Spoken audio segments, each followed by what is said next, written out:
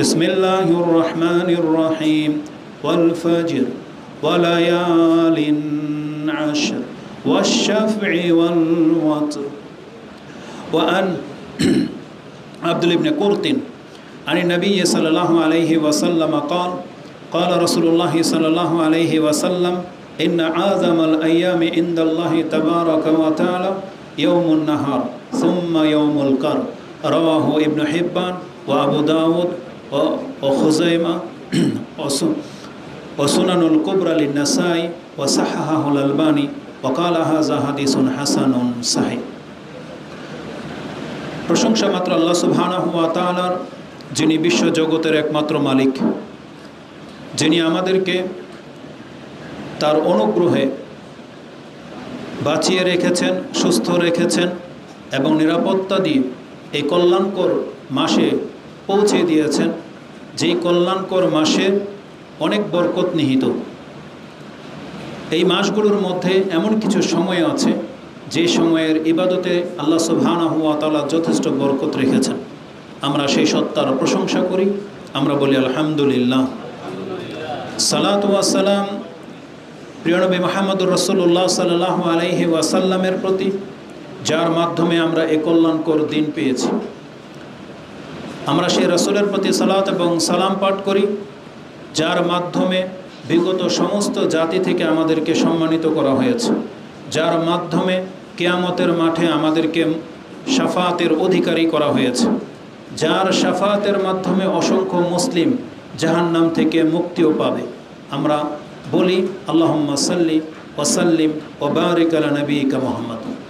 যেমনটা আপনারা জানেন, যেটা হচ্ছে হজের মাস, আর আজকে চাঁদের হিসেবে আমাদের দেশে 7 তারিখ, কিন্তু সৌদি আরবের চাঁদের উপলক্ষে আজকে হচ্ছে মিনার দিন, মানে 8 তারিখ চলতেছে। সেই সুবাদে কালকে হচ্ছে আরাফা। এই জন্য অত্যন্ত গুরুত্বপূর্ণ সময় আমরা অতিবাহিত করতেছি। হয়তো বিগত খুতবাগুলোতে আপনারা এই 10 দিনের মর্যাদা এবং করণীয় সম্পর্কে যথেষ্ট কথা শুনেছেন এবং আপনারা এই বিষয়গুলো জানেন। তাই এই 10 দিনের মর্যাদা সংক্রান্ত সেই কথাগুলো আমি আবার রিপিট করতে চাই না, বরং রাসূলুল্লাহ সাল্লাল্লাহু আলাইহি ওয়াসাল্লামের সেই হাদিসের ভাষাটা এটা ছিল যে এই 10 দিন যে কোনো ভালো কাজ আপনি করেন না কেন, সেটা আল্লাহর কাছে এতটা মর্যাদা পাবে, এতটা মূল্যায়ন আপনাকে করা হবে, যেটা অন্য কোনো দিনের সৎ আমলের ভিত্তিতে করা হবে না। তো এই 10 দিন আমরা অতিবাহিত করতেছি। জানি না এই 7 দিন আমাদের কার কিভাবে পার হয়েছে, তবে আমাদের হাতে আর মাত্র 3টা দিন সময় বাকি আছে, আজকের দিন সহ আরও 2 দিন, যেই দিনগুলো অত্যন্ত গুরুত্বপূর্ণ। কোরআন হাদিসে এই মর্মে যেগুলো আমরা দেখতে পাচ্ছি, আপনি সূক্ষ্মভাবে দেখতে পাবেন যে কোরআনে এই দিনগুলো সম্পর্কে আলোচনা হয়েছে। স্বয়ং আল্লাহ সুবহানাহু ওয়া তাআলা আমাদেরকে এই দিন মর্যাদার সাথে তুলে ধরেছেন। কোথায় পাবেন আপনি? যেমনটা একটু আগেই সূরা আল ফাজর, আমপারার একটি সূরা যেটা 89 নম্বরে রয়েছে, তার শুরুতেই কয়েকটি কসম বা শপথের কথা এসেছে যে আল্লাহ সুবহানাহু ওয়া তাআলা তিনি একাধিক বিষয়ের শপথ গ্রহণ করেছেন। যেমন তিনি শুরুতে ওয়াল ফাজর মানে ফজরের কসম নিয়েছেন, শপথ নিয়েছেন। তারপরে বলেছেন ওয়ালায়ালিন আশর 10 রাত্রের শপথ। তারপরে বলেছেন ওয়াশ-শাফঈ ওয়াল ওয়াতর জোর এবং বেজোরের শপথ। এই শপথগুলো কি এবং কি মানে রাখে, আপনি তাফসীর পড়লে দেখতে পাবেন। তার স্পষ্ট ব্যাখ্যা হলো ওয়ালায়ালিন আশর বলতে এই জিলহজ মাসের 10 দিনকে বোঝানো হয়েছে। আরেকটা মত রমজান মাসের শেষ 10 রাতকে বোঝানো হয়েছে। আরেকটি মত মুহররম মাসের 10 দিনকে বোঝানো হয়েছে। তিনোটা তাফসীর আপন জায়গায় সঠিক, সময় সাপেক্ষে আমরা সেগুলোকে ব্যবহার করব। শুনুন, এখন খুতবা চলতেছে, আপনি বসেন, এখন খুতবা চলতেছে। আপনারা আগে থেকেই সামনের দিকে চেপে আসবেন, কোনো কথা ছাড়া। কথা বললে আপনি আপনার নেকি হারাবেন। আপনাদের মতো করে একটু সামনের দিকে চেপে বসেন, যেহেতু খুতবা শুরু হয়ে গেলে আর কোনো ব্যস্ততা কেউ দেখাবেন না। ব্যস্ততা দেখালে আপনি আপনার নেকি কিন্তু কমে যাবে। তো এটা ইমামের কাজ, ইমামের দিকে ইঙ্গিত করবেন, তখন আমি তাদেরকে বলে দেব, আপনি আপনার মর্যাদা যেন ঠিক থাকে। তো আল্লাহ সুবহানাহু ওয়া তাআলা যখন কোরআনে শপথ নিয়েছেন 10 রাতের, তার মানে 10 দিনের, আর সেই 10 দিন হচ্ছে জিলহজের 10 দিন। আল্লাহর এই শপথ যেই জিনিসের প্রতি করা হবে তার মর্যাদা অটোমেটিকলি বেড়ে যাবে।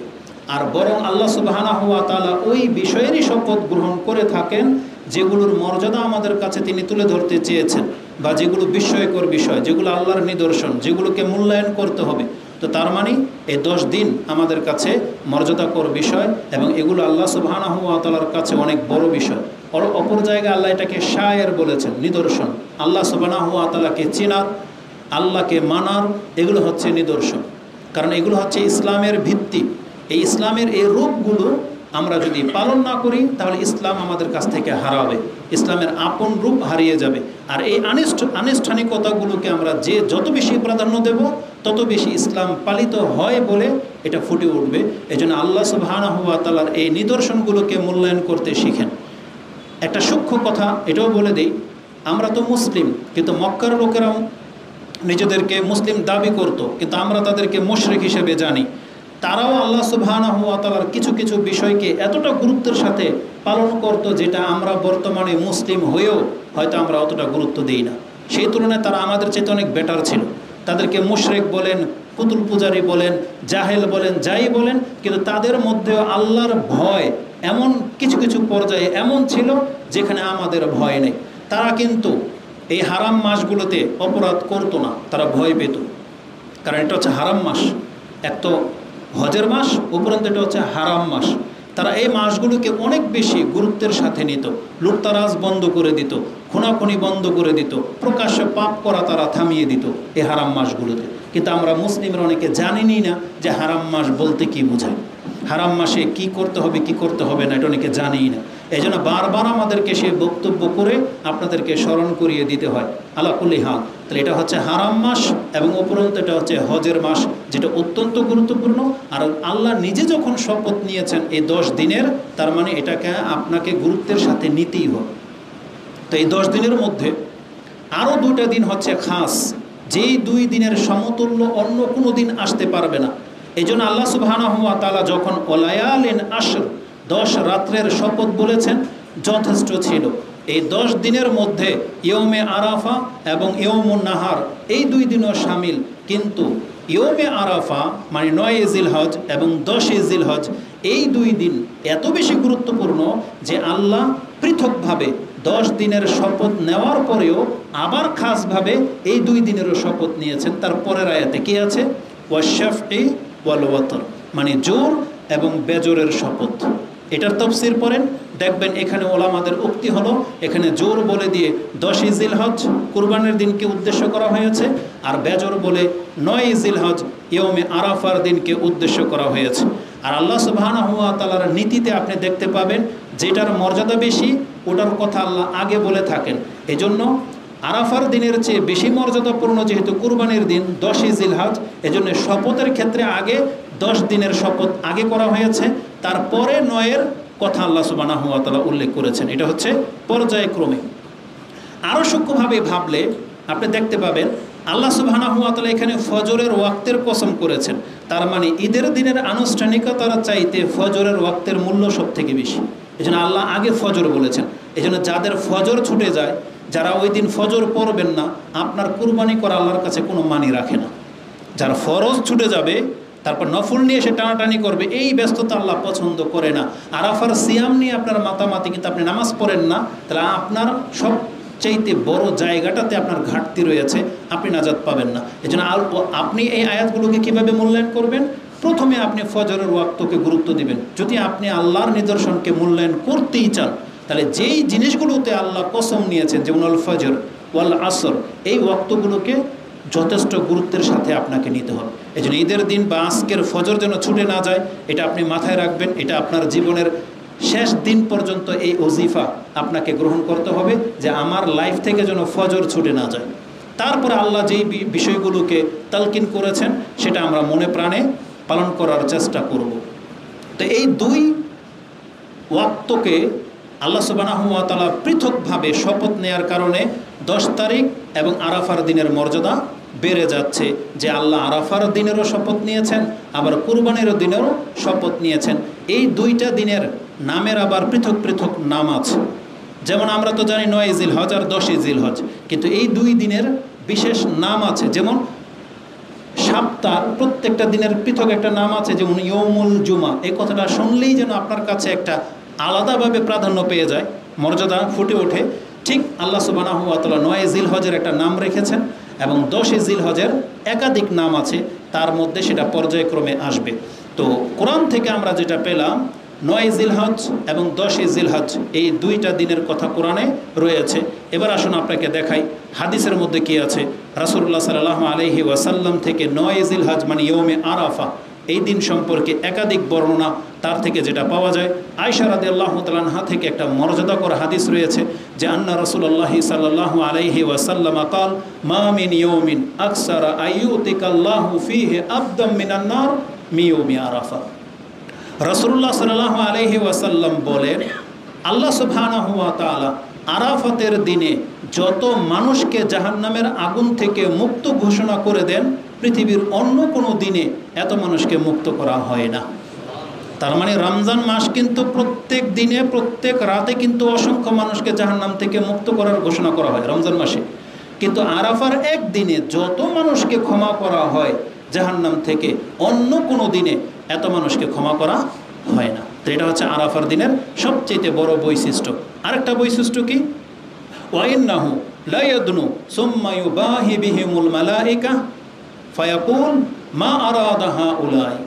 আরাফার দিনের আরেকটা বৈশিষ্ট্য হলো, এমনিতে আল্লাহ সুবহানাহু ওয়া তাআলা প্রত্যেক রাতের শেষ অংশে পৃথিবীর আকাশের নিকটবর্তী হন, কিন্তু আরাফার দিনে আকাশের নয়, রাসূল বলেছেন আল্লাহ আরাফার ময়দানের নিকটবর্তী হন। এত নিকটে হন যেটা অন্য কোনো দিনে হয় না। এই একটা দিনই শুধু আরাফার ময়দানের বাসীদের নিকটবর্তী হন আল্লাহ সুবহানাহু ওয়া তাআলা, এবং ফেরেশতাদের সামনে ওই ময়দানের মধ্যে যারা উপস্থিত থাকে তাদের চিত্রটা তুলে ধরে ফেরেশতাদেরকে জিজ্ঞেস করতে থাকেন, মা আরাদা হাউলাই, তোমরা এবার বলো তো দেখি এদের উদ্দেশ্যটা কি এখানে আসা। এই যে ময়দানে সব দামি দামি মানুষ, কারণ হজে যায় সাধারণত পয়সাওয়ালারাই যায়, যাদের সামর্থ্য আছে। যে ব্যক্তি 7 লাখ টাকা বর্তমানে খরচ করে হজে যাচ্ছে, তার মানে অবশ্যই সে সামর্থ্যবান। তার মানে তার পরিবার, বাড়িঘর, ব্যবসা বাণিজ্য সব ছেড়ে দিয়ে একটা খোলা ময়দানে একটা সাদা কাপড় পরে বসে আছে। এটা দেখে আল্লাহ ফেরেশতাদেরকে জিজ্ঞেস করে এদের উদ্দেশ্য কি, কেন? কারণ ফেরেশতারা একটা সময় বলেছিল যে আল্লাহ এই মানুষই তো ফাসাদ সৃষ্টি করবে, এই মানুষই তো রক্ত ঝরাবে, আমরা তো আপনার পবিত্রতা ঘোষণা করি, এদের কি প্রয়োজন? এই জন্য আল্লাহ তাদেরকে দেখাবে যে এরা হচ্ছে সেই ব্যক্তি যারা রক্ত ফাসাদ ঘটাবে না, যারা বিপর্যয় করে না, যারা আমার স্মরণ করে। চাইলে এরা আমাকে ভুলে যেতে পারতো, কিন্তু এরা আমাকে স্মরণ করে। কারণ হজের মূল আনুষ্ঠানিকতাই কিন্তু আল্লাহকে স্মরণ করা। লিয়াযকুরু ইসমুল্লাহি আলাই বলে মানা আফিয়াহুম। আল্লাহ দুইটা কথা বলেছেন যে তারা হজে আসবে, তাদের লাভ আছে, এবং তারা এসে আল্লাহর নামকে স্মরণ করবে, এটাই হচ্ছে উদ্দেশ্য। তো চাইলে পৃথিবীর মানুষ আল্লাহকে ভুলে যেতে পারতো, কিন্তু আল্লাহ সুবহানাহু ওয়া তাআলা ফেরেশতাদেরকে দেখাতে চাচ্ছেন যে এদের মধ্যে সেই প্রবণতা আছে, তারপরেও তারা আমাকে ভোলে নাই, এই আরাফার ময়দানে এসে জড়ো হয়েছে।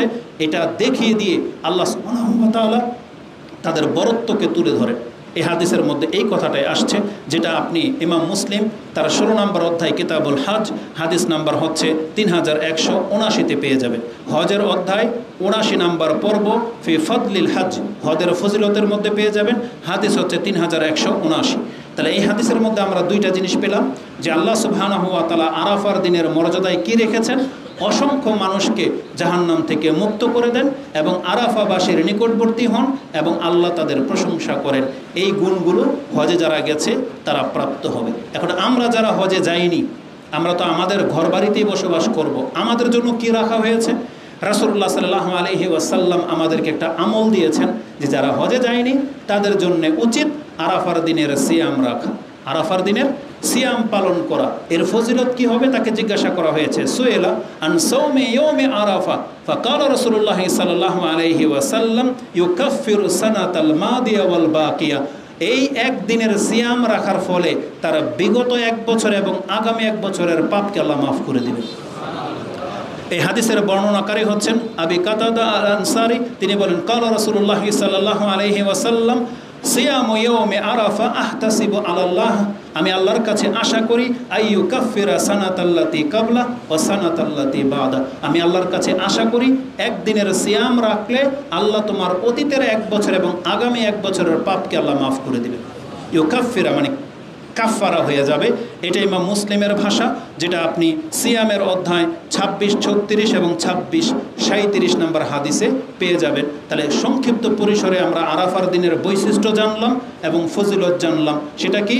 যে আরাফার দিনে আল্লাহ অসংখ্য মানুষকে মুক্ত করে দেয়, আর যারা সিয়াম রাখবে তাদের 2 বছরের গুনাহকে আল্লাহ মাফ করে দেন। এই জন্য আমরা আল্লাহ সুবহানাহু ওয়া তাআলার কাছে প্রত্যাশা করব, আল্লাহ যেভাবে আমাদেরকে সুস্থ রেখেছেন, আগামীকাল যেন আমরা আরাফার সিয়াম পালন করতে পারি। আল্লাহ তুমি আমাদেরকে তৌফিক দান করো। এটা হচ্ছে সবচেয়ে চ্যালেঞ্জিং বিষয়। সেটা কি? যে যত কথাই আমরা আলোচনা করি না কেন, মানুষ শুধু ইখতিলাফি বিষয় নিয়ে ইন্টারেস্ট দেখাচ্ছে। মানে কোন বিষয়ে সবচেয়ে বেশি মতাদর্শীপূর্ণ মতানৈক্য আছে, মানুষ শুধু সেগুলো উদ্ঘাটনের পেছনে লেগে আছে, কিন্তু কল্যাণ কিসে আছে আর সেটা দেখে না। তারা সবাই এখন মুজতাহিদ হতে চলেছে, আমাদের শ্রোতারা সবাই। মানে কারটা তার মতের পক্ষে তারটাই ঠিক, বাকিটার তাহকিক সব ছুঁড়ে ফেলে দেবে। অথচ এই ক্ষেত্রে 2টা গ্রুপ 2 দিকে গেছে যে আরাফার সিয়াম আমরা কবে রাখবো? আমরা কি সৌদি আরবের চাঁদের উপরে ভিত্তি করে না আমাদের চাঁদের উপরে ভিত্তি করে? সেই ক্ষেত্রে আমি আপনাদেরকে কোনো সিদ্ধান্ত জানাতে পারবো না, কারণ ওই লেভেল পর্যন্ত আমি পৌঁছিনি। আমাদের বড়দের মধ্যে 2টা গ্রুপ আমরা পাচ্ছি, আর কোনো একজনকে ঢিনাই করার শক্তি আমাদের নাই। আমরা যেহেতু বড়দের তাদের ফতোয়াকে আমরা নকল করে থাকি। এতদিন যেটা আমরা ধারণ করতাম বা এযাবৎ যেটা ধারণ করি, আমরা তো উচিত মনে করি চাঁদকে প্রাধান্য দেওয়া, যেহেতু আমাদের ভৌগোলিক কারণে চাঁদ একদিন পরে ওঠে। আর এটাই আল্লাহর ইচ্ছা যে আমরা সৌদি আরবের পর থেকে সিয়াম পালন করি। সৌদি আরবের একদিন পরে আমাদের দেশে চাঁদ ওঠে। আপনাদেরকে আমি সূক্ষ্মভাবে একটা নোক্তা বলে দিই, দ্বন্দ্ব শেষ হয়ে যাবে যদি আপনি চাঁদ দেখেন। বাংলা কেন, পৃথিবীর কোনো ব্যক্তি এটা প্রমাণ করতে পারবে না যে সৌদি আরবে যেই দিন চাঁদ ওঠে সেটা যেমন প্রথম দিনের চাঁদ হয়, দ্বিতীয় দিন যখন আমাদের আকাশে চাঁদ দেখা যায় সেটা দ্বিতীয় দিনের চাঁদ, এটা কেউ প্রমাণ করতে পারবে না, বরং সেটা প্রথম দিনের চাঁদই থাকে। তার মানে বোঝা যাচ্ছে আল্লাহ নিজে এটা করেছেন যে তার যেমন ইচ্ছা বহুগুলোকে তিনি ভাগ করে দিয়েছেন। আল্লাহ চাইলে পুরো পৃথিবীকে একদিনে সব কিছু ঘটাতে পারতেন, কিন্তু আল্লাহ এমনটা করেন নাই। ওয়াক্ত যেমন ভাগ করে দিয়েছেন, দিনও তেমনি আল্লাহ ভাগ করে দিয়েছেন। তো আর আমাদেরকে দিক নির্দেশনা দিয়ে দেওয়া হয়েছে, চাঁদ দেখে যেন আমরা সিয়াম রাখি, চাঁদ দেখে যেন আমরা সিয়াম ভাঙি। তাহলে এই মতের উপরে যারা আছেন তারা সবচেয়ে বেশি হকের উপরে আছেন। আর যখনই আসবে এই আরাফার দিনের ব্যাপারে, তখন যারা বলতেছে চাঁদ দেখে সিয়াম রাখো, চাঁদ দেখে সিয়াম ভাঙো, তারাই আবার বলতেছে যে না, আরাফার ক্ষেত্রে এখন আর সেটা চলবে না। কেন চলবে না? যেটা আমরা চোখের সামনে দেখতে পাচ্ছি যে আগামীকাল আরাফার ময়দানে হাজিরা উপস্থিত হবে। এই জন্য তারা সেই সাহস পাচ্ছে না যে কিসের ভিত্তিতে আপনাকে বলি যে আপনি আবার চাঁদের উপরে আরাফার সিয়াম নির্ণয় করেন। হ্যাঁ, ওই ফতোয়া বহাল থাকবে যখন আমরা জানতাম না তখন। আবার যখন এই প্রযুক্তি ধ্বংস হয়ে যাবে, আবার যখন চাঁদের উপরে ডিপেন্ডেন্ট হব, তখন আমরা চাঁদ দেখেই 9 তারিখেই আরাফার সিয়াম রেখে দেব ইনশাল্লাহ। আল্লাহ বিগত লোকদেরকেও মাহরুম করবে না, আমাদেরকেও মাহরুম করবে না। কিন্তু বাস্তবিক যখন এখন দেখতে পাচ্ছি আগামীকাল আরাফা হাজির উপস্থিত হচ্ছেন, সেই ক্ষেত্রে আপনার মতানৈক্য করার কোনো সুযোগ আমার মনে হয় যে রাখা ঠিক হবে না। এই দুঃসাহসিকতা দেখাবেন না। আমরা ইনশাল্লাহ কালকে আরাফার সিয়াম রাখবো, যদিও আমার অন্তর ওই চাঁদ দেখার প্রতি, কিন্তু বড়দের বিপক্ষে আমি যেতে পারবো না। এই জন্য বাধ্য হয়েও আমাদেরকে বড়দের ফতোয়াটাই মেনে নিতে হবে, কারণ তাদের বিদ্যা বুদ্ধি, তাদের দৃষ্টিভঙ্গি আমাদের চাইতে অনেক বেশি সূক্ষ্ম। এই জন্য আমরা বড়দের ফতোয়ার উপরে চলি, আমরা তাদেরটাই নকল করি। আপনার কাছে যারা বলেছেন যে আরাফার দিন একদিনই, সেই সারা পৃথিবীর মানুষ, যেহেতু এটা সৌদি আরবের সাথে খাস, ওই ভূমিটার সাথে খাস এই দিনটা, এই জন্য আপনাকে সিয়াম ওই দিনকে কেন্দ্র করে রাখতে হবে। এটা এতটুকু আমি বুঝেছি। এরপর আপনাদের ইচ্ছা, যার যে কোনো ফতোয়া গ্রহণ করবেন সেটার দায়ভার আপনার, কিন্তু আমার পক্ষ থেকে আমি কালকে আরাফার দিন হিসেবে সিয়াম রাখবো, এটা আমার কাছে বেশি হক মনে হচ্ছে। আল্লাহ আমাদেরকে বোঝার এবং সে অনুযায়ী আমল করার তৌফিক দান করুন, আমিন। আরাফার দিনের সিয়াম ছাড়াও আমাদের আরও 2-3টা কাজ আছে। সব থেকে বড় কাজ হচ্ছে আল্লাহকে স্মরণ করা, আল্লাহর জিকির করা এবং দান সাদকা করা। জিকির করার ক্ষেত্রে স্পষ্ট হাদিসে আছে, এমনকি সাহাবা একরাম থেকে আমরা যেটা পাচ্ছি যে আরাফার দিনের স্পেশালভাবে 5 ওয়াক্ত নামাজের পরে তাকবীর তাহালিল পাঠ করতেন তারা। এই মর্মে কিছু বর্ণনা আছে, যেমন আনিল আসওয়াদ কানা আব্দুল্লাহ ইবনে মাসউদ ওয়া আন আলীন, এবং আলী রাদিয়াল্লাহু তাআলা আনহু, তারা দুজনেই, আন্নাহু কানা ইউকাব্বিরু বাদা সালাতিল ফজর ইয়াউমে আরাফা, তারা আরাফার দিনের ফজরের নামাজের পর থেকে কি করতেন? ইলা সালাতিল আসরি মিন আখির আইয়ামে তাশরিক, এবং তাশরিকের 13 তারিখের আসরের নামাজের পর পর্যন্ত তারা কি করতেন? ওয়ুকাব্বিরু বাদাল আসর, এবং আসরের নামাজের পরেও তারা তাকবীর পাঠ করতেন। তার মানে আব্দুল ইবনে মাসউদ এবং আলী রাদিয়াল্লাহু তাআলা আনহু এই দুইজন সাহাবী থেকে যেটা আমাদের কাছে যে সুন্নাহ চলে আসছে যে আরাফার দিনের ফজরের নামাজের পর সালাম ফিরানোর পর থেকে তারা তাকবীর পাঠ করতেন। এই তাকবীর কতদিন পর্যন্ত চলবে? আইয়ামে তাশরিক মানে 13 তারিখের আসরের নামাজ পর্যন্ত চলবে। আর এই সুন্নতি পৃথিবীতে এখন বিরাজমান, এটার উপরে মানুষ আমল করে আসতেছে। এই কথাটা আপনি পেয়ে যাবেন মুসান্নাফ ইবনে আবি শাইবা, হাদিস নাম্বার হচ্ছে 56, 31, 56, 33, মানে 5631 থেকে 33। এই 3টা হাদিসের মধ্যে আপনি এই দলিল পেয়ে যাবেন। এবং তারা কি বলে তাকবীর দিত সেই সম্পর্কে কয়েকটা বর্ণনা আসছে। তার একটা বর্ণনা হচ্ছে তারা 3 বার বলতেন আল্লাহু আকবার, আল্লাহু আকবার, আল্লাহু আকবার, লা ইলাহা ইল্লাল্লাহু, আল্লাহু আকবার, আল্লাহু আকবার ওয়ালিল্লাহিল হামদ। এই বর্ণনাটা আছে মুসান্নাফ ইবনে আবি শাইবা 5633-এ। আপনি লক্ষ্য করে দেখতে পাবেন আমাদের সমাজে যারা নিজেদেরকে হানাফি মাযহাব বলে দাবি করে তারা 2 বার তাকবীর পাঠ করে, আল্লাহু আকবার, আল্লাহু আকবার, লা ইলাহা ইল্লাল্লাহু, আল্লাহু আকবার, আল্লাহু আকবার ওয়ালিল্লাহিল হামদ। কিন্তু যাদের উপরে ভিত্তি করে তারা সবচেয়ে বেশি ফতোয়া দিয়ে থাকেন তাদের থেকে প্রমাণ আছে যে 3 বার প্রথমে হবে আর শেষে 2 বার হবে। আনা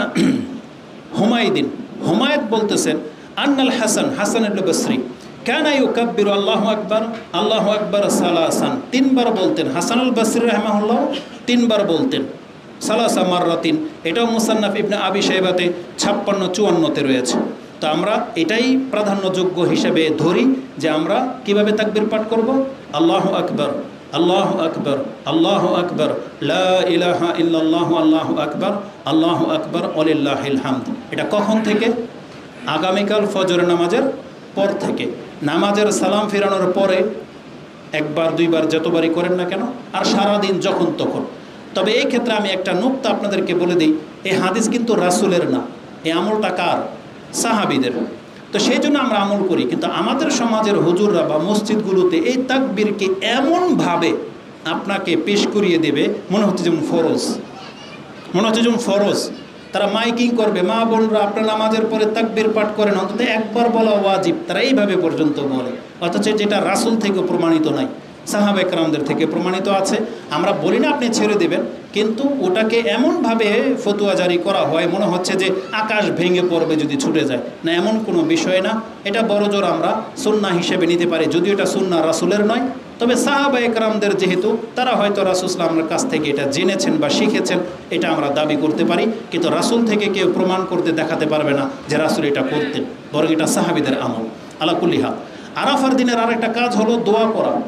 সবচেয়ে বেশি আপনাকে দোয়া করতে হবে, বিশেষ করে আসরের পর থেকে। মানে কালকে যেহেতু আরাফা হবে, আরাফা আপনার আসর থেকে মাগরিব, এই সময়টা অত্যন্ত গুরুত্বপূর্ণ।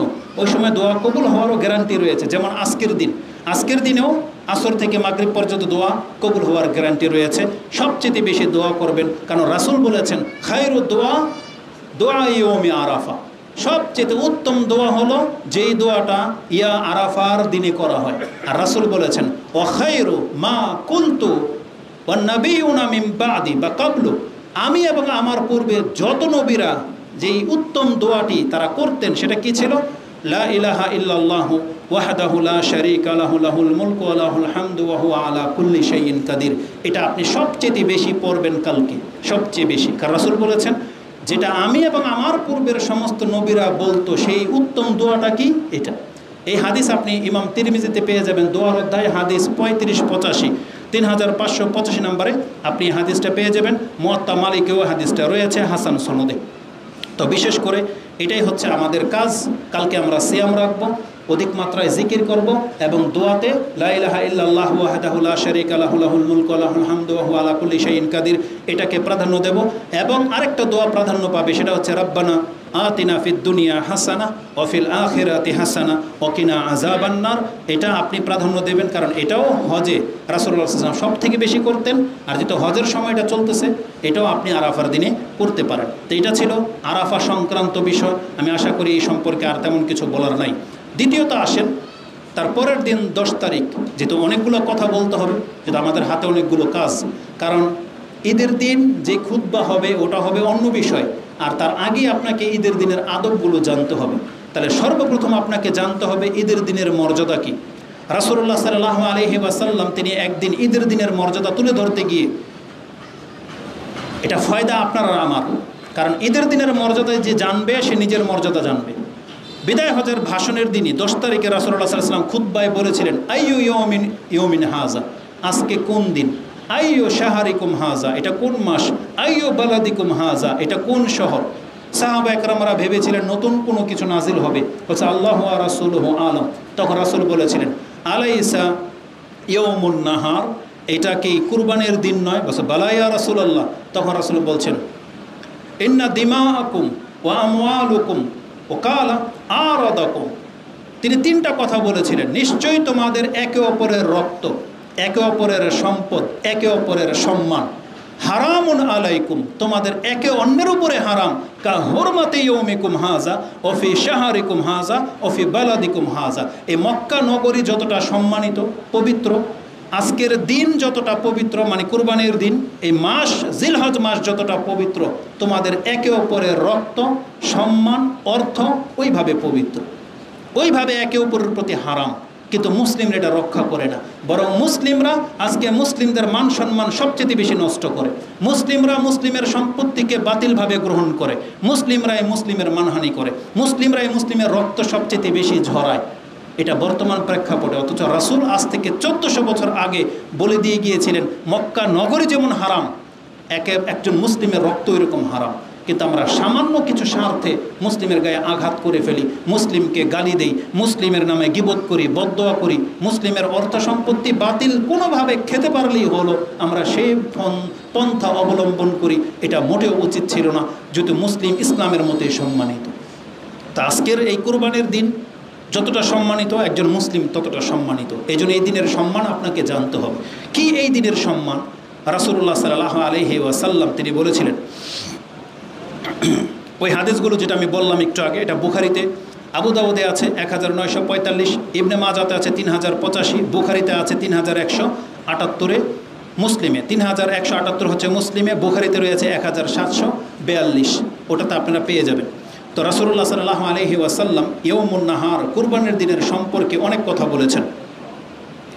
রাসূলুল্লাহ সাল্লাল্লাহু আলাইহি ওয়াসাল্লাম থেকে কুরবানির দিনের সবচেয়ে বড় মর্যাদাকর ব্যাপার হলো, রাসূল বলেছেন, ইন্না আযামাল আইয়ামি ইনদাল্লাহি তাবারাকা ওয়া তাআলা, ও ফি রিওয়ায়াতিন ইন্না আফদালাল আইয়াম ইনদাল্লাহি তাবারাকা ওয়া তাআলা, আল্লাহর কাছে সবচেয়ে মর্যাদাপূর্ণ দিন, সব থেকে মহান দিন হচ্ছে ইয়াউমুন নাহার, কুরবানির দিন। এটা হচ্ছে আল্লাহর কাছে সবচেয়ে বেশি পছন্দ এবং মহান দিন। সুম্মা ইয়াউমুল কার, তারপরের 3 দিন ঠান্ডার দিন। ওই ইয়াউমুল কার মানে হচ্ছে 11 আর 12 তারিখকে বোঝানো হয়েছে, যেই দিনে কোনো ব্যস্ততা থাকে না, মানুষ নীরবে শুধু আল্লাহর জিকিরে মগ্ন থাকে মিনাতে। এই জন্য এই 2টা দিনকেও শ্রেষ্ঠ বলা হয়েছে। এই হাদিসটা আপনি সাহিহ ইবনে হিব্বানের মধ্যে 2811-তে পেয়ে যাবেন, এবং আবু দাউদে হাদিসটি আপনি 1765-তে পেয়ে যাবেন, সাহিহ ইবনে খুজাইমাতে হাদিসটি আপনি 2966-তে পেয়ে যাবেন, এবং সুনানুল কুবরা লিল নাসাইতে আপনি 4083-তে পেয়ে যাবেন, মিশকাতেও আপনি হাদিসটি 2643-এ পেয়ে যাবেন, যে রাসূল বলেছেন সবচেয়ে শ্রেষ্ঠ দিন হচ্ছে কুরবানির দিন। এই দিনের আরও কয়েকটি নাম আছে। আমাদের সমাজের মানুষ মনে করে, বিশেষ করে এই মাযহাবী লোকরা মনে করে, যেই হজ আরাফার দিন হবে শুক্রবার, সেইটাকে হজ্জে আকবর বলা হয়। আবার তাদের আরেকটা মত হলো, তারা বলে যেই হজের কুরবানির দিন হবে শুক্রবার, সেই সময় ওই হজটাকে বলা হয় হজ্জুল আকবর। আমাদের দেশের সৌদি আরবের বাদশার বিরুদ্ধে একটা অপপ্রচার হলো যে সৌদি আরবের সরকার হজ্জে আকবর হতে দেয় না, শুক্রবার দিন আরাফা বা কুরবানি হতে দেয় না। কেন? কারণ এই দিন যেই বছরে হজ্জে আকবর হবে, ওই দিন নাকি সৌদির সরকারের উপরে দায়িত্ব প্রত্যেক হাজিকে নাকি কী যেন দিতে হয়, গিফট করতে হয় বা কিছু একটা করতে হয়। এগুলো সব হচ্ছে বদ আকিদার লক্ষণ। ইসলামের হজের সাথে এর কোনো সম্পর্ক নেই। হজ্জে আকবর মূলত কুরবানির দিনের নাম, যেটা আমরা ইয়মুন নাহার, ইয়মুল আদাহা, এটার নামই হচ্ছে হজ্জুল আকবর। সেটা শুক্রবার হোক বা না হোক, শুক্রবারের সাথে হজ্জে আকবরের কোনো সম্পর্ক নাই, বরং হজে 10 তারিখের দিনকে হজ্জুল আকবর বলা হয়। এটা সুস্পষ্ট হাদিস দ্বারা প্রমাণিত, যেটা আপনি একাধিক হাদিসের মধ্যে পেয়ে যাবেন। রাসূলুল্লাহ সাল্লাল্লাহু আলাইহি ওয়াসাল্লাম থেকে এই মর্মে স্পষ্ট কথা রয়েছে যে ইয়মুন নাহার হাজা ইয়মুল হজ্জুল আকবর। কালা আইয়ু ইয়মিন হাজা, রাসূলকে জিজ্ঞেস করেছেন এটা কোন দিন। রাসূল সাল্লাল্লাহু আলাইহি সাল্লাম বলেছেন কালু ইয়মুন নাহার, এটা হচ্ছে কুরবানির দিন। তখন রাসূল নিজেই বলেছিলেন হাজা ইয়মুল হজ্জুল আকবর, এটাই হলো হজের সবচেয়ে বড় দিন। এই বর্ণনা আপনি কোথায় পেয়ে যাবেন? আবু দাউদে আছে 1945, ইবনে মাজাতে আছে 3058, বুখারীতে আছে 1742। রাসূল বলেছেন হাজা ইয়মুল হজ্জুল আকবর, মানে হজের কুরবানির দিনকে হজ্জুল আকবর বলা হয়, শুক্রবারের সাথে এর কোনো সম্পর্ক নাই। এমনকি ওয়ান আলী ইবনে আবি কাতাদা, এটা হাদিস হয়ে গেছে।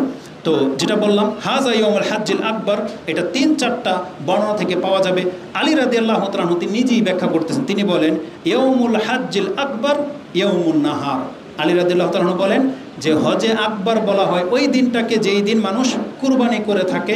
এই বর্ণনা আপনি পেয়ে যাবেন তিরমিজিতে 958-তে রয়েছে। তাহলে স্পষ্ট বর্ণনা থাকা সত্ত্বেও মানুষ এমন গুমরাহিতে কেন লিপ্ত হয় যে রাসূল ইসলামের যুগের হজ ছিল শুক্রবার, এই জন্য সেটা হজ্জুল আকবর, এই জন্য যে কোনো বছরে যদি শুক্রবার দিন হজ হয় সেটা হলো হজ্জুল আকবর। এই আকিদা ভ্রান্ত আকিদা, বরং হাদিসের খেলাফ, বরং যে কোনো হজের কুরবানির দিনটাই হলো হজ্জুল আকবর। তো এই জিলহজ মাসের মর্যাদা কেন এত বেশি?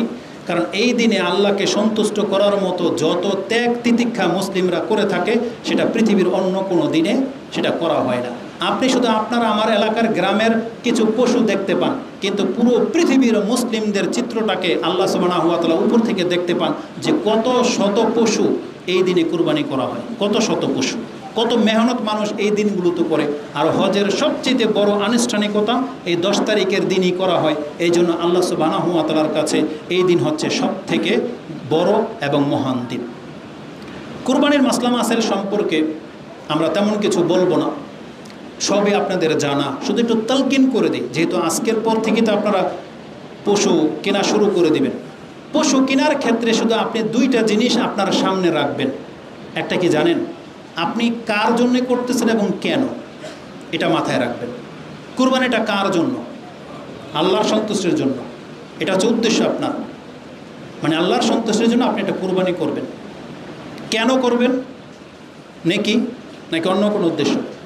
নেকির জন্যই আপনি করবেন। উপরন্ত গোশত খেতে পারবেন, এটা আল্লাহর পক্ষ থেকে গিফট, ফ্রি। আল্লাহ নেকি তো দেবেনই, গোশতটা হচ্ছে ফ্রি। তো 2টা উদ্দেশ্যকে সামনে রেখে আপনি কুরবানিতে পা বাড়াবেন। কুরবানি কারো উপরে ফরজ আল্লাহ করেননি। আমাদের সমাজের হুজুরদের যে ফতোয়া, যে যার কি জেনে তারা ব্যাখ্যা করছে সুবহানাল্লাহ, এমন এমন ভাষায় তারা বক্তব্য করেছে যে কোনো মহিলার যদি 1 ভরি স্বর্ণ বা 80,000 টাকা বা কি যেন রিজার্ভ থাকে তার উপরে কুরবানি করা ওয়াজিব। ইসলামের বিন্দুমাত্র ধারাপ্রান্ত পর্যন্ত নাই এই ফতোয়া। কুরবানি কারো উপরে ওয়াজিবও না, ফরজও না। কুরবানি বেশি জোর বলা হয়েছে সুন্নতে মুআক্কাদা, মানে তাকিদ করা হয়েছে কুরবানির জন্য আপনি কুরবানি করুন, এতটাই। কুরবানি করলে আপনি নেকি পাবেন, কিন্তু কুরবানির নেকি কি এ সম্পর্কে কোনো হাদিস সুস্পষ্টভাবে প্রমাণিত হয় নাই। যে হাদিসগুলো ইমাম ইবনে মাজাহ কোট করেছেন যে এক একটা পশমের বিনিময়ে এক একটা নেকি আপনি প্রাপ্ত হবেন, এ হাদিস সহিহ নয়, দুর্বল বর্ণনায় আসছে। যে হাদিসে আছে যে পশুর রক্ত জমিনে পড়ার আগেই আপনার আমলনামা থেকে পাপ মাফ হয়ে যায়, এ হাদিস সহিহ নয়। প্রত্যেকটা হাদিস হচ্ছে দুর্বল। এটার হুকুম কি জানেন? ইয়াসিন সূরা সম্পর্কে যতগুলো ফজিলতপূর্ণ হাদিস আছে তার একটাও গ্রহণযোগ্যতায় পৌঁছে নেই, সবটাই হাদিসই দুর্বল না হয় বানোয়াট। ঠিক কুরবানি সম্পর্কে যত ফজিলতের কথা আছে প্রত্যেকটা হাদিস হচ্ছে দুর্বল, আর না হয় জাল, মন গড়া। অন্তত দুর্বল এটা জেনে নেন। কেন বললাম? ধর্ম শিখতে আপনার জন্য সহজ হবে। তার মানে কি কুরবানিতে কোনো নেকি নাই? অনেক নেকি, কিন্তু কি সেটা আমাদের জানা নাই। কারণ আল্লাহ সুবহানাহু ওয়া তাআলা এই সম্পর্কে কিছুই বলে নেই, না কোরআনে আছে না হাদিসে আছে। তবে কুরবানি মহান একটা ইবাদত, এটা হচ্ছে আল্লাহর নিদর্শন, আল্লাহকে স্মরণ করার জন্য করা হয়। এটা গায়রুল্লাহর বিপক্ষে করা হয়, কারণ হিন্দুরা এর বিপক্ষে, আমরা কুরবানির পক্ষে। এই জন্য আল্লাহকে সন্তুষ্ট করার জন্য আমরা কুরবানি করব। মুশরিকরা ওদের দেবদেবীদেরকে সন্তুষ্ট করার জন্য পশু কুরবানি করে থাকে, আমরা আল্লাহকে সন্তুষ্ট করার জন্য কুরবানি করব। আল্লাহর ক্ষেত্রে আমাদের অন্তরে কোনো কার্পণ্যতা নাই, এটা প্রকাশ করার সময় হচ্ছে কুরবানি। কিন্তু কুরবানির নেকি আপনার কাছে পেশ করতে হবে, তাহলে করবেন না, বিষয়টা এমন না।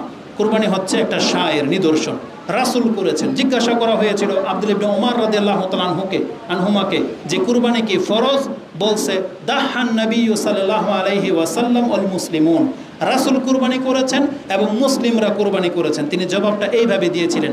আবার জিজ্ঞেস করেছে কুরবানি কি ওয়াজিবুন, বলছে যে তোমার মাথা কি কাজ করে না? আমি বলতেছি যে রাসূল কুরবানি করেছেন এবং মুসলিমরা কুরবানি করেছেন, তার মানে তিনি এটাকে ফরজও বলতে নারাজ ছিলেন এবং এর গুরুত্ব নাই এমনটাও যেন প্রকাশ না পায়।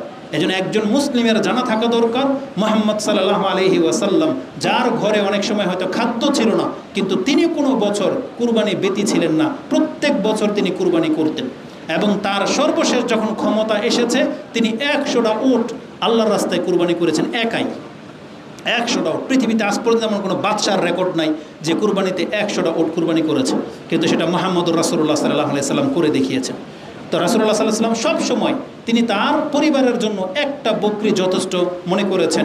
একটা বকরি অন্তত কেউ যদি কুরবানি করে, তাহলে কুরবানির নেকি আপনি এবং আপনার পরিবার পেয়ে গেলেন। কুরবানির ক্ষেত্রে সবচেয়ে বিতর্কিত মাসলা যেটা, যে 7 ভাগে কুরবানি করা যায় কি যায় না, এটা নিয়ে সবচেয়ে বেশি মাথাচাড়া দিয়ে এসছে। আমাদের সমাজের প্রেক্ষাপটে আমরা বলবো, আমাদের সমাজে বকরি পাওয়া যায় না, গরুর সংখ্যা সবচেয়ে বেশি, আর গরু একা কেনার মতো সামর্থ্য অনেকের নাই। সেই সুবাদে এই ফতোয়াটা যারা দিয়েছেন যে 7 ভাগে কুরবানি জায়েজ এবং 7 ভাগের 1 ভাগ আপনি এবং আপনার পরিবার নেকি পেয়ে যাবে, এটা বেশি সঠিক বলে মনে হয় এবং আমাদের ভৌগোলিক কারণে এটা বেশি উপযুক্ত। তবে আমরা আপনাদেরকে বলবো, যারা একা একটা গরু দিতে পারেন, আপনি সবচেয়ে বেটার পজিশনে আছেন। তারপরে দ্বিতীয় ব্যক্তি যে একা একটা বকরি কুরবানি দিবেন, তাও আপনি বেটার পজিশনে আছেন। কিন্তু যারা এই সামর্থ্য রাখেন না, তাহলে তাদের জন্য একাধিক ভাগে কুরবানি দেওয়া জায়েজ এবং ইনশাআল্লাহুল আজিজ আপনি নেকি পাবেন, আপনার পরিবারও পাবে, এটাতে কোনো ডাউট নাই।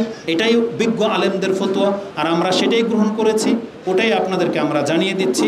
তবে আবারও বলি, একা একটা ভাগের চেয়ে একটা বকরি উত্তম, ভাগের চেয়ে একটা বকরি উত্তম, আপনি সেই দিকে যাবেন। এখন পশু কেনার জন্য যে বলেছিলাম 2টা মূলনীতি, কোরআনে আল্লাহ সুবহানাহু ওয়া তাআলা একটা আয়াত আপনাকে স্মরণ করিয়ে দিই, এখন খুঁজতে গেলে দেরি হয়ে যাবে।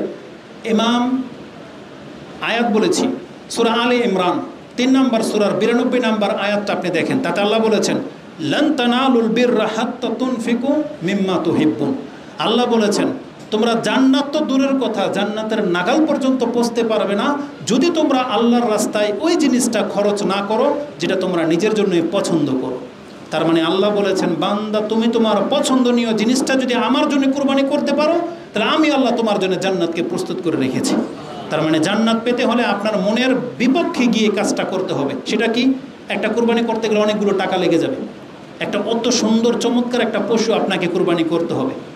এই জন্য আল্লাহ বলেছেন লান তানালুল বিররা হাত্তা তুনফিকু মিম্মা তুহিব্বুন, তোমরা যেটা পছন্দ করো সেটা যদি দান করতে না পারো আল্লাহর রাস্তায়, তার মানে তোমাদের অন্তরের সংকীর্ণতা এটা প্রমাণ করে তোমরা জান্নাতের ধার পর্যন্ত পৌঁছতে পারবে না। এটা যেমন কুরবানি পশু কেনার মানে নসিহা, এটা গোস্ত বন্টন করারও নসিহা।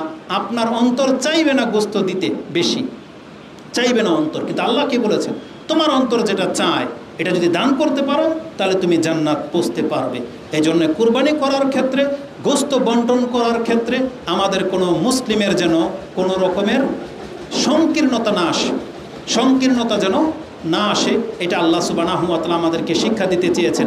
এবং সূরা বাকারাতে আল্লাহ একটা কথা বলেছেন, একটা অপশন দিয়েছেন, আচ্ছা বলো তো দেখি, তোমরা যারা দেখতে পাও চোখে, তোমাদের থলের মধ্যে তো তোমরা পচা কোনো কিছু গ্রহণ করো না, ফলের মধ্যে টিপ দিয়ে দেখো, মাছগুলো ঘেটে দেখো, তোমাদের চোখ ভালো, ছিঁড়া টাকা নিতে চাও না, তাহলে আল্লাহর জন্য এগুলো কেন?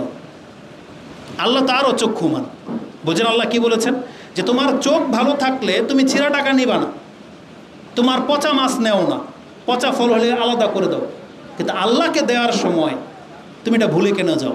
আল্লাহ তো তোমার চাইতে বেশি দেখতে পায়, তাহলে আল্লাহ কি করে আপনার এই পচা সরা গ্রহণ করবে? এই জন্য গোয়াল ঘর থেকে একটা ধরে এনে জবাই করে দিলেই কুরবানির নেকি আপনি পাবেন না। আপনাকে রাসূলুল্লাহ সাল্লাল্লাহু আলাইহি ওয়াসাল্লাম দিক নির্দেশনা দিয়েছেন, ইন্নাল্লাহা তাইয়্যিব লা ইয়াকবালু ইল্লা তাইয়্যিব, আল্লাহ তো পবিত্র, আর পবিত্রতা ছাড়া আল্লাহ কোনো কিছু গ্রহণ করবে না। এটা হলো আপনার টাকার মান হালাল হতে হবে, পবিত্র হতে হবে। দ্বিতীয়ত হচ্ছে যখন আল্লাহর জন্য দিবেন অবশ্যই আপনার কুরবানির পশুর মান উৎকৃষ্টতম হতে হবে। আপনি ভুলে যায়েন না, হাবিল আর কাবিল কিন্তু কুরবানি করেছিল, তারা কিন্তু অনেক বড়সড় কিছু কুরবানি করে নাই। দুইজনের সামর্থ্য অনুযায়ী দুইটা জিনিস কুরবানি করেছিল, কিন্তু একজনেরটা কবুল হয়েছিল, আরেকজনেরটা কবুল হয় নাই। কেন হয় নাই সে কারণটা আপনাকে জানতে হবে। দুজনেই ছিলেন আদম আলাইহিস সালামের ছেলে, দুজনেই আল্লাহ সুবহানাহু ওয়া তাআলার কাছে কুরবানি পেশ করেছিলেন, কিন্তু একজনেরটা কেন কবুল হলো না সেই ইতিহাস আপনাকে জানতে হবে। যদি ওই সমস্যা আপনার আমার অন্তরে থেকে যায় তাহলে আল্লাহ আমাদেরটাও কবুল করবে না। সেটা উট হোক বা হাতির মতো একটা গরু হোক, আল্লাহ সেটা কবুল করবে না। যদি কাবিলের যে সমস্যা ছিল এটা যদি আপনার সমস্যা হয়ে থাকে, কবুল হবে না। এজন্য আল্লাহর জন্য খালেসভাবে হতে হবে এবং পশুটা নিখুঁত হতে হবে। এই সম্পর্কে রাসূলুল্লাহ সাল্লাল্লাহু আলাইহি ওয়াসাল্লামকে মাত্র দুইটা দিক নির্দেশনা আমি আপনাদেরকে দিয়ে দিই। রাসূল বলেছেন, লা তাজবাহু ইল্লা মুসিন্নাতান, তোমরা পশু জবাহ করবো না দুইটা দাঁত না ওঠা পর্যন্ত। তার মানে বকরি গরু হোক যেটা দুই দাঁত উঠে গেছে, পরে দাঁত উঠেছে দুই দাঁত, এই বয়সের পশু ছাড়া কুরবানি জায়েজ নাই, যেটা গরু হোক আর বকরি হোক। এই জন্য যা তা একটা ধরে এনে আপনি কুরবানি করে দিবেন তা হবে না। এটা হলো বয়সের দিক থেকে। দেখতে শুনতে কেমন হবে? রাসূলুল্লাহ সাল্লাল্লাহু আলাইহি ওয়াসাল্লাম বলেছে আরবাউন লা তুজিউ, আরেকটা বর্ণনা লা তাজুজ, জায়েজই হবে না। আরেকটা বর্ণনা আসছে যথেষ্ট হবে না। চারটা রোগ থাকলে, চারটা ত্রুটি থাকলে ফিল আদাহি, একটা হলো আর যাও আল বাইয়ানু আরাজুহা, খোরা মানে হাঁটতে পারে না, পা একটা ত্রুটি আছে, ল্যাংড়াচ্ছে স্পষ্ট, এই পশু কুরবানি জায়েজ হবে না। দ্বিতীয়ত হচ্ছে আল মারাদ আল মারিদাতু আল্লাতি বাইয়ানু মারাদুহা, একবারে অসুস্থ, চোখে স্পষ্ট দেখতে পাচ্ছেন, গরু উঠতে পারতেছে না, নাক দিয়ে মুখ দিয়ে পানি বেরোচ্ছে, পেট ফুলে গেছে, এই ধরনের পশু কুরবানি জায়েজ হবে না। তৃতীয়ত হচ্ছে ওয়াল আরজাউ আল বাইয়ানু আরাজুহা, চোখের ত্রুটি আছে, যে চোখ মানে অন্ধ বা ট্যাগরা বা দেখতে পাচ্ছে না, এরকমের পশু যথেষ্ট হবে না। ওয়াল কাসির আল্লাতি লা তুনকি, এমন বয়স্ক বা অপারগ পশু যেই পশু উঠে দাঁড়াতে পারে না, হাড় হাড্ডি বেরিয়ে গেছে, ধাক্কা দিয়ে আনতে হয়, এমন পশু কুরবানি জায়েজ হবে না। এটা রাসূলুল্লাহ সাল্লাল্লাহু আলাইহি সাল্লাম থেকে স্পষ্ট বর্ণনায় রয়েছে। এবং উত্তম আরেকটা দিক নির্দেশনা আলী রাদিয়াল্লাহু তাআলা আনহু থেকে দেওয়া হয়েছে। তিনি বলেছেন আন নাস্তাশরিফাল আইনা ওয়াল উযুন, রাসূল আমাকে আদেশ করেছেন আমি যেন গরুর চোখগুলো সুন্দর দেখে নেই এবং কানগুলো ফ্রেশ কিনা সেটা দেখে নেই। এই হাদিসের মানের মধ্যে দুর্বলতা আছে, কিন্তু আমরা এটা হুকুম নয় বরং সতর্কতামূলক নিতে পারি। অবশ্যই আমরা গরুর বডি দেখে কিনবো, যে রোগগুলো থাকলে কুরবানি চলবেই না এগুলো যেন না থাকে, এমনকি আমরা চোখ এবং কানগুলো দেখে কিনবো যাতে এটা ক্ষত কাটা ত্রুটিমুক্ত যেন হয়, কারণ আপনি আল্লাহর জন্য কুরবানি করবেন। একজন আলেম বলেছিল, তুমি তোমার খুব দামি কোনো ব্যক্তিকে, সে রাষ্ট্রের প্রধান হোক, অনেক পয়সাওয়ালা হোক, তাকে যখন তুমি গিফট করো কি চিন্তা করে গিফট করো? তুমি তোমার সামর্থ্য দেখো না তার পছন্দ দেখো? সে আপনার সামর্থ্য মোতাবেকই দেন, কিন্তু সামর্থ্যের চাইতেও এত বেশি অ্যাডভান্স হয়ে দেন যাতে আপনার প্রেজেন্টেশনটা সে পছন্দ করে, তার সাথে যেন একটা সম্পর্কটা ভালো হয়, সেজন্য পছন্দ করে কবুল করে, এটাকে আপনি মাথায় রাখেন। তাহলে সেই ব্যক্তি যখন আল্লাহকে গিফট করবে, তাহলে আল্লাহর জন্য গিফট ওই ধাক্কানো গরু, হাটে গেলেন পেলেন না, একটা ধরে নিয়ে আসলেন। প্রত্যেক সিজনে এমন চোখে পড়ে যে হাটে গরু নাই, ক্রেতা বেশি, গোয়ালঘর থেকে 2 বছর হয় নাই গরু 1 বছর হয়েছে, টেনে আনতেছে বিক্রি করার জন্য। 60 বছরের গরু দাঁড়াতে পারে না, এটাকে খুঁড়ো দিয়ে বেঁধে গোয়ালঘর থেকে বের করে নিয়ে আসতেছে 1-2 লাখ টাকার লোভে। এটা কেন হতে হবে মুসলিমদের? এটা মোটেও হওয়া কাম্য নয়। এই জন্য নিয়ত খালেস করেন এবং উত্তম একটা পশু আল্লাহর জন্য পছন্দ করেন। এটা হচ্ছে আগামীকালের দিক নির্দেশনা। আল্লাহ সুবহানাহু ওয়া তাআলা আমরা যা বলেছি সেটা বোঝার এবং সেই অনুযায়ী আমল করার তৌফিক দান করেন। আকুলু লিকাউলি হাযা আস্তাগফিরুল্লাহ লি ওয়া লাকুম ওয়া লিসাইরিল মুসলিমিন ফাস্তাগফিরু ইন্নাহু হুয়াল গফুরুর রহিম।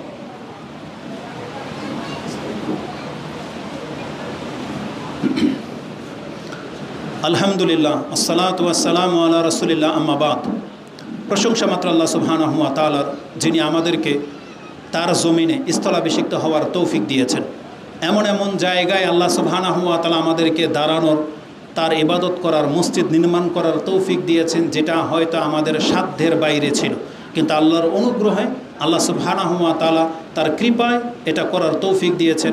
যেমন তার বাস্তব উদাহরণ হচ্ছে এই মসজিদটি, যেটা হয়তো ইতিপূর্বে আমাদের কোরআন সুন্নাহ অনুসারিত ব্যক্তিরা কোনোদিন কল্পনাও করতে পারেননি যে আমাদের দ্বার প্রান্তে এইরকম একটা মসজিদ হয়ে যাবে, কিন্তু আল্লাহ সুবহানাহু ওয়া তাআলা সেটা করে দেখিয়েছেন এবং এটা আল্লাহ সুবহানাহু ওয়া তাআলার ইচ্ছা। আল্লাহ সুবহানাহু ওয়া তাআলা আমাদেরকে জানিয়ে দিয়েছেন, যেই ব্যক্তি ইচ্ছা করে আল্লাহ তার ইচ্ছা অনুযায়ী তাকে সেই তৌফিক দান করে। আল্লাহ সুবহানাহু ওয়া তাআলা এই মসজিদকে কবুল করুন, আমরা দোয়া করি। এবং যাদের শ্রম এবং যাদের অনুদানের ভিত্তিতে এই কার্যক্রম শুরু হয়েছে, আল্লাহ সুবহানাহু ওয়া তাআলা অবশ্যই তাদেরকে বেশি দেবেন। যেমনটা আল্লাহ বলেছেন, মক্কা বিজয়ের আগে দান করা আর মক্কা বিজয়ের পরে যারা দান করেছে তারা কখনোই সমান হবে না, তবে কাউকে আল্লাহ মাহরুম করবে না, উভয়টাই দেবেন। তবে যাদের টাকায় সাপোর্টে এই পিলার গেড়ে গেছে, আল্লাহর কাছে অবশ্যই আপনি বেশি নেকি পাবেন, এটা নিঃসন্দেহে। আল্লাহ তাদেরকে কবুল করো, তাদের ইখলাসে আল্লাহ ত্রুটি মুক্ত করো এবং আরও উত্তমভাবে এই কাজকে আঞ্জাম দেওয়ার তৌফিক দান করো।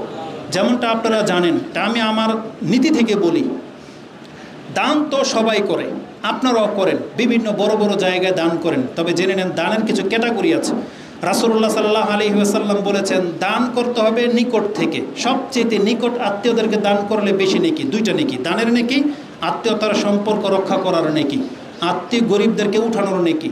তো যেহেতু আপনারা মসজিদ মাদ্রাসায় দান করেন, এটা আপনাদের স্বভাব, যখন সেই মসজিদ আপনার এলাকায় আপনার ঘরের পাশে তৈরি হচ্ছে, এখন আপনার জন্য এটা লাজিম হবে সেই দান এই মসজিদে হতে হবে।